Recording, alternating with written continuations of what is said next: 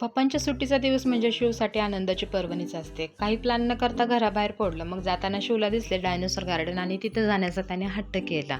मग काही विचार न करता आम्ही गार्डनमध्ये एंट्री घेतली आणि रंगीबिरंगी फुले बघून खरंच मोह आवरला नाही आणि मी फोटो सेशन करायला सुरुवात केली. इकडे मी फोटो वगैरे काढत होते, तिकडे त्याचे पप्पा त्याला खेळवत होते.